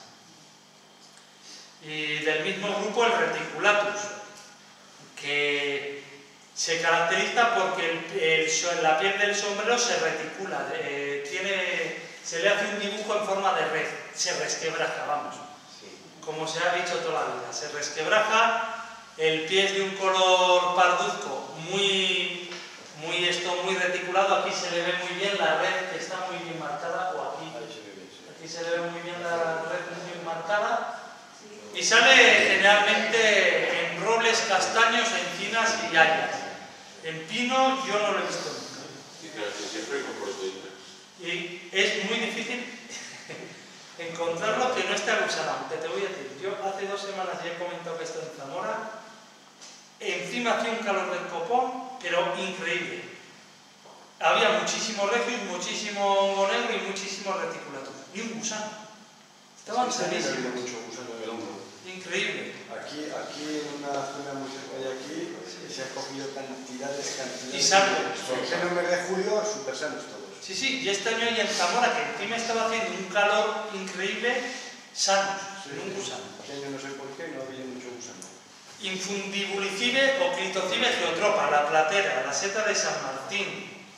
Es una seta muy rica, con el pie muy duro, se suele agusanar con bastante facilidad y su característica es un gran tamaño, forma de embudo y pie muy alargado, leñoso, el pie es muy duro. El pie hay que desechar. Inconfundible, es una seta inconfundible. ¿Hay alguna variable de esta que pueda ser más hidrófona, que coja más agua? No, las plateras no. Tú igual te estás refiriendo a la jiba que es de menor tamaño. Clitocibe jiba. Pues entonces estaban pasadas. Estarían pasadas. No se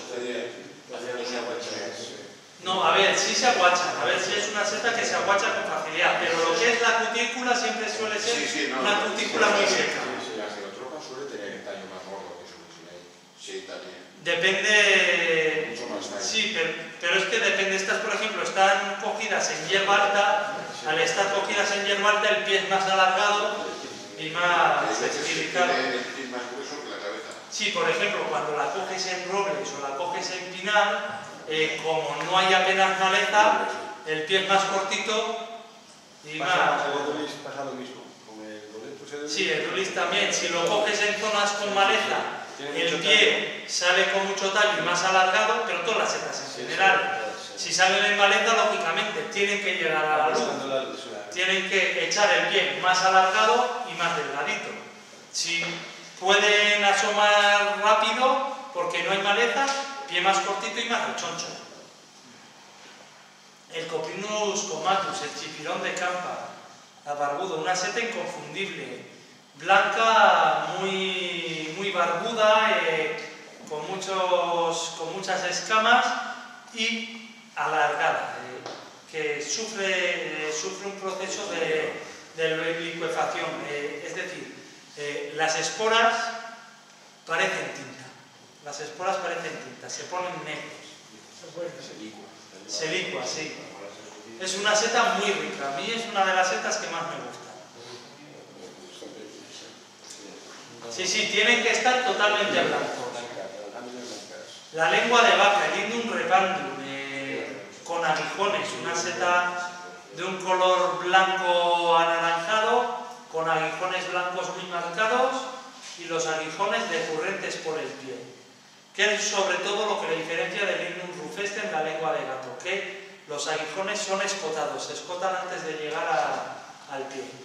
El año pasado nos separaste del montón del repandum, que teníamos esos 3 variedades. Sí, os separaría el repandum, el albidum y el rufescens.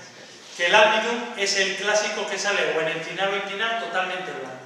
La lengua de vaca más endeble y totalmente blanca, que es más no es tan carnosa, es menos carnosa, más plana, es más plana y blanca, y más amarga con más facilidad. Es una seta, sabiéndola cocinar, es una seta muy rica. El otro día, yo tengo un amigo que es cocinero, tiene un restaurante ahí en Quecho, y su restaurante es especializado en setas. Y las preparó con patatas a la riojana sin echarle chorizo. Es decir, las guisó como si fueran unas patatas a la riojana, pero sin echarle chorizo. Eso sí, primero coció las lenguas de vaca para que no amargasen y después ya se las añadió al guiso. se echó un poquito de pimentón, estaban riquísimas. Riquísimas. A mí me gustan para hacerlas en mayonesa. Preparas una mayonesa y cuando ya está cuajada la mayonesa, para que no se corte, coges una lengua de vaca bien limpita y la echas troceada y le pasas la batidora. Cruda. Cruda.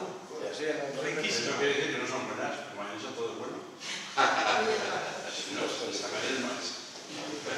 No, esa mayonesa luego, aromatizada con la lengua de vaca, que además le da un punto amargo y picante, luego para acompañar un pescado, para acompañar una ensalada, es algo sublime. Otra mayonesa muy rica es con pie azul. Con pie azul la mayonesa también queda muy rica, y es lo mismo. Preparas la mayonesa y le echas la seta una vez ya se ha montado, porque si no se te va a cortar. Como le eches la seta antes de que se te haya montado la mayonesa, se te corta. Y el pie azul es muy aromático y además te deja la mayonesa de color morado. Te la deja el color morado, un color muy bonito. A mí es una seta muy rica, pero no para comer sola, es para acompañar. Por ejemplo, el pie azul a mí me gusta, aparte para mayonesa, para pescados, para acompañar pescados. Para acompañar pescados es una seta muy rica, el pie azul. La llanega negra, el Hygrophorus limacinus, Hygrophorus latitabundus, que sale en pinares, sobre todo de alta montaña, es muy babosa, por eso es limacinus, y que tiene esta babilla grisácea del mismo color que el sombrero por todo el pie. Es una seta muy babosa que a los catalanes les encanta. Yo la he probado, a mí no me ha gustado. El Hygrophorus marzuolus, la seta de las ardillas, una seta muy rica. Sale después de las nevadas. Al quitarse la nieve, salen hayedos y en pinares. Yo una vez estuve en Alemania en abril y estaba en todos los jardines. En todos los jardines públicos estaba lleno de Hygrophorus marzuolus. Tenían piceas en los jardines públicos llenos de Hygrophorus marzuolus. En Alemania, en la zona de Stuttgart. El Hygrophorus pratensis, la seta de campa, es una seta muy rica, no es muy abundante por el interior porque es sobre todo de la costa cantábrica, salen las campas de la costa cantábrica. Por ejemplo, yo vivo al lado de la playa y en una campa que está justo encima del acantilado, ahí sale muchísimo. Salen en campas costeras. Es una seta de un color anaranjado, muy característico, como todos los Hygrophorus, es húmeda, es bastante húmeda y tiene las láminas muy separadas y laminillas intermedias. Es una seta muy fácilmente reconocible, un olor muy agradable y es una seta riquísima. No, a ver, es que yo realmente ya no vivo en Vizcaya, yo la vivo en Cantabria. Yo la vivo en Cantabria, en Castrurdiales. No, pero en la zona de Plencia, Bacio, Sopelana se ve muchísimo el Hygrophorus pratensis. El pelo de lobo gigante, la Langermania gigantea. Se puede apreciar el tamaño comparándola con el tamaño de la hoja del roble. Es una seta que puede llegar a pesar hasta 25-30 kilos y coger hasta 80 centímetros de diámetro. Cuando la gleba, es decir, cuando el interior todavía es blanco, se puede comer. No es de gran calidad, pero se puede comer cuando el interior todavía es blanco. Cuando el interior ya se pone amarillo verdoso, ya está pasado. El pie azul, la lepista nuda, una seta muy rica. Para mí es muy rica. A ver, sí que para comer sola es un poco basta porque es excesivamente aromática. Huele a colonia. Y es de un color marrón liláceo muy característico. Pie, láminas y sombrero. Sale en todo tipo de hábitats. Sale bajo sauces, bajo robles, bajo castaños, bajo pinos, en páramos, en campas, sale en todo tipo de hábitats. Otra lepista, la lepista panaeola, la seta de Brez, una seta también muy rica, que huele a pimiento choricero, es ligeramente picante, sale en grandes corros, generalmente asociada con los brezos, por eso se le llama seta de brezo.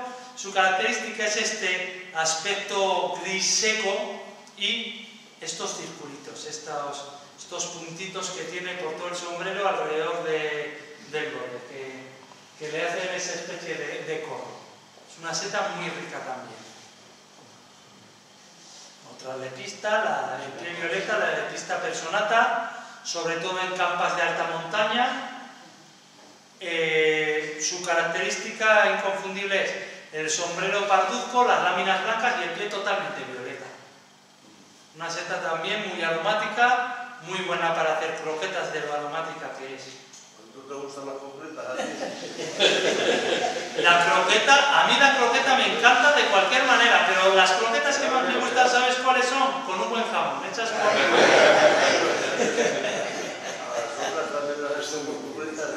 No, a ver, es que la seta, es que mucha gente no usa la seta para cocinar croquetas y la seta para croqueta es muy agradecida. Un simple champiñón de cultivo es muy agradecido por una croqueta, porque las aromatiza mucho. Y si usas encima una seta aromática como el pie azul, como el pie violeta, como el Clitocio alessandri, enseguida con muy poquita seta te aromatizan la bechamel enseguida. ¿Qué diferencia tiene con la sórdida? La sórdida se confunde con el pie azul, sobre todo el tamaño. Más pequeña, ¿no? Sobre todo el tamaño es mucho más pequeña y el sombrero del pie azul generalmente suele ser de un color parduzco y la sórdida generalmente es violeta totalmente el pie. Y suele ser la lepista sórdida de un color más intenso, un violeta mucho más intenso y mucho más pequeño. Es bastante más pequeña. Además, generalmente el pie del pie azul suele ser hueco y fibroso. En cambio, la de la sórdida suele ser macizo y duro. Pero que también es un pie azul. Que son comestibles para la Sí. Son las dos comestibles. La morchela esculenta, la colmenilla, pues como buena colmenilla tiene aspecto de colmena. Es una seta exquisita, aunque si no se cocina bien puede resultar algo tóxica. A mí es una de mis setas favoritas. Salen la morchela esculenta en las riberas de los ríos en primavera, bajo chopos y fresnos principalmente.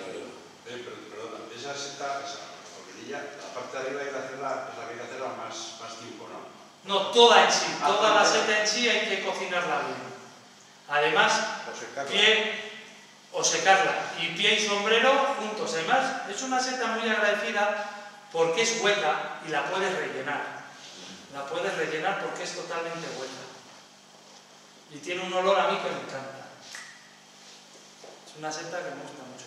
Una seta muy conocida en esta zona, la seta de cardo, el Pleurotus eringi, que sale en campas con cardos, nacen pegadas a las raíces del cardo y es de un color marrón muy característico, láminas blancas muy decurrentes, como ya he dicho antes, las decurrentes son las que descienden por el pie, y el pie excéntrico, el pie no está en el centro, está siempre a un lado. Es una seta muy rica, de las mejores que hay y de las más conocidas a nivel nacional. No hay pueblo en La Rioja o en Castilla que no conozcan la seta de cardo.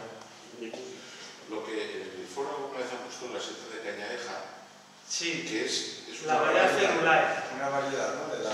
Sí, yo este año no las he cogido, en el pueblo de mi madre sale bastante, sale en la férula comunis. La férula, sabéis cuál es, ¿verdad? Es el hinojo, ¿no? No, No es el hinojo.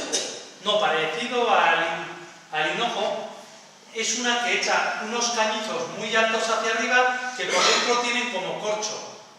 No habéis hecho, aquí no sé si se harán, que Igual no sé de qué se habla. igual en esta zona, pero también sale en hinojo, ¿eh? En hinojo. También puede salir en hinojo. Pero lo dicho,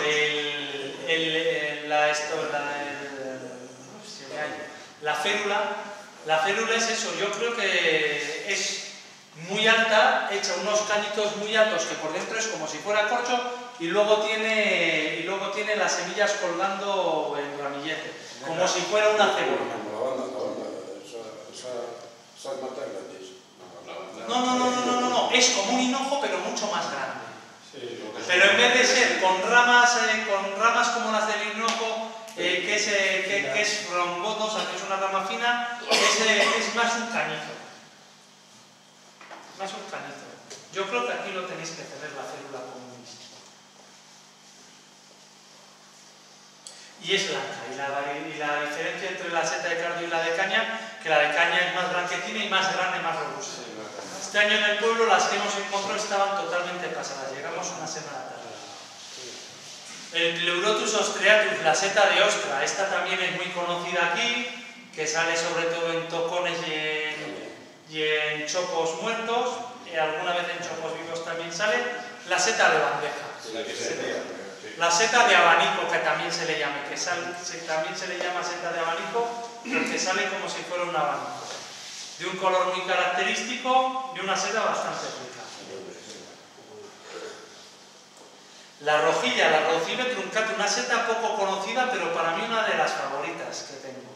Es una seta muy rica que sale en los páramos, en prados de alta montaña, olor a jamón rancio y de un color rojo que se mancha de óxido enseguida, muy frágil y muy rica, muy aromática. Es una seta riquísima, inconfundible.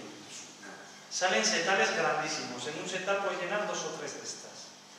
Y si encima no se conoce mucho... No se conoce. La urrecha, la rúsula cianosanta. ¿Cómo diferenciar las rúsulas comestibles de las rúsulas picantes o amargas? Las rúsulas, probándolas, sí, vale, de acuerdo, me habéis calado. Las rúsulas de sabor dulce generalmente son de colores más apagados y poco uniformes, suelen ser de colores verdosos, rosados o violetas, pero apagados, no brillantes. En cambio vemos, por ejemplo, una rúsula querete y una rúsula picante que es de un color violeta brillante y el pliegue muchas veces lo tiene teñido de color, del mismo color que el sombrero.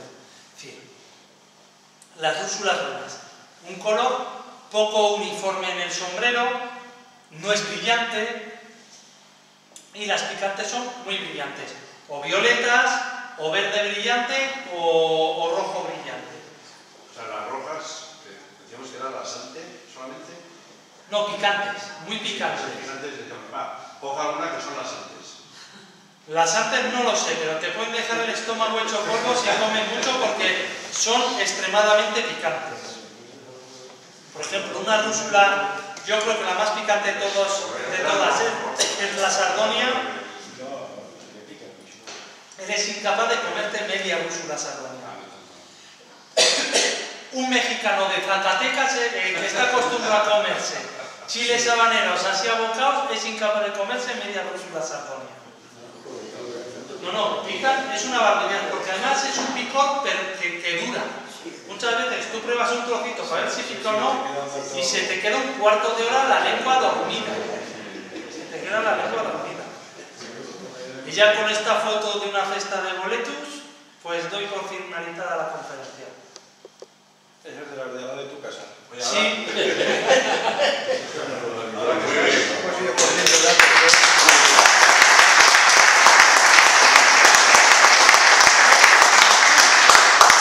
¿Alguna pregunta más? No, por insistir en el mismo ahorro de toda la vida. El otro día tirar los boletos, marrón, todo eso, la carne un poco amarilla, y se joder esto. No ennegrecía tampoco, era... ¿Tú no sabes traer cosa a casa? Sería un cero, como si era de color marrón y carne amarilla y no ennegrecía. Si eran de los viscosos o eran más bien aterciopelados. Era un boleto. Y cogías, tiene una carne un poco amarilla, suave. Iba a ser No era viscoso, era un mono.